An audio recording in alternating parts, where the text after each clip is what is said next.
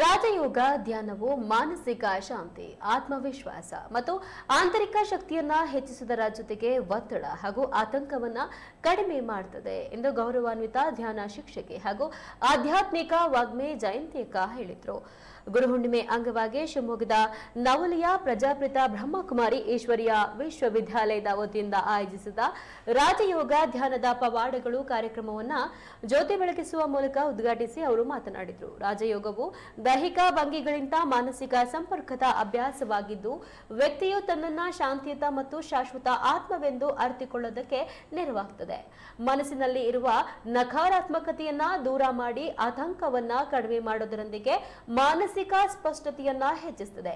ಇನ್ನು ಪರಮಾತ್ಮನೊಂದಿಗೆ ಆಧ್ಯಾತ್ಮಿಕ ಸಂಪರ್ಕ ಸಾಧಿಸುವ ಮೂಲಕ ಪ್ರೀತಿ, ಶಾಂತಿ, ಪರಿಶುದ್ಧತೆ ಮತ್ತು ಶಕ್ತಿಯಂತಹ ದೈವಿಕ ಗುಣಗಳನ್ನ ಜೀವನದಲ್ಲಿ ಅಳವಡಿಸಿಕೊಳ್ಳೋದಕ್ಕೆ ಸಾಧ್ಯ ಆಗ್ತದೆ ಎಂದು ತಿಳಿಸಿದ್ರು.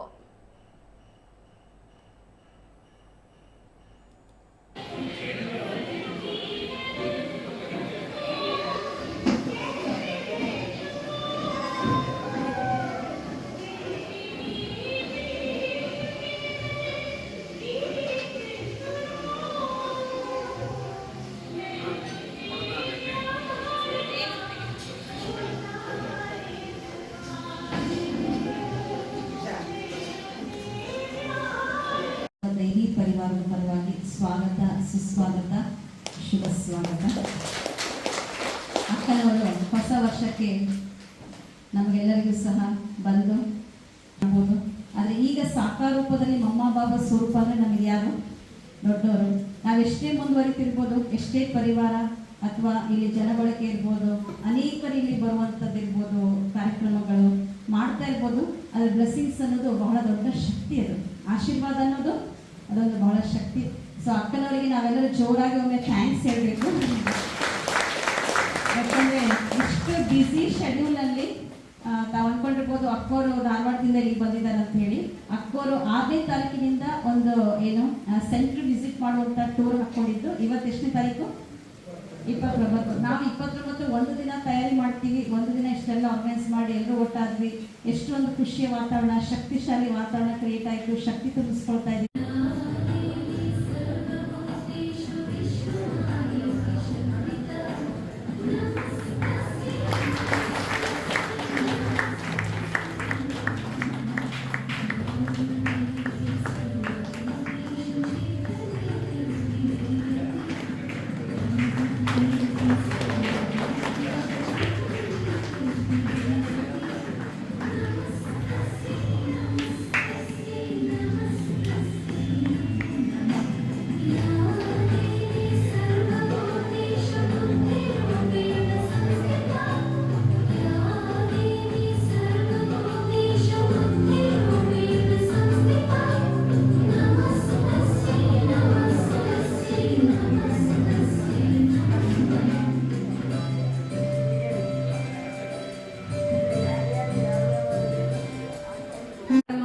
ಸ್ವಲ್ಪ ಇದಾಯ್ತು ಅಂತಲ್ಲ, ಪ್ರಕೃತಿ ಆಗಲೇಬೇಕು. ಅದಕ್ಕೆ ಪ್ರಕೃತಿಗೂ ಏನ್ ಹೇಳೋಣ, ಥ್ಯಾಂಕ್ಸ್. ಅಯ್ಯೋ ಯಾಕೆ ಮಳೆ ಬಂತು ಅಂತ ಬೈಕೊಳ್ಳೋದು ಬೇಡ, ಬೇಕು ಮಳೆ, ಪ್ರಕೃತಿ ಬೇಕೇ ಬೇಕು.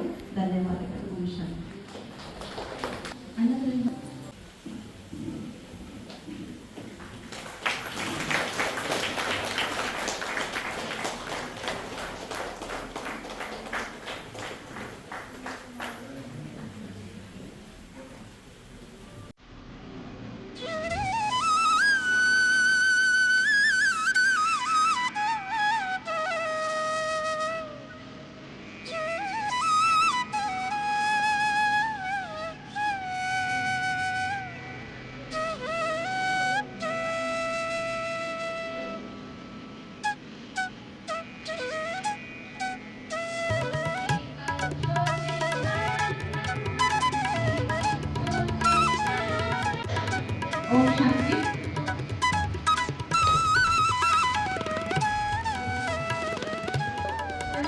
ಆತ್ಮಕ್ಕೆ ಮಧುಬನ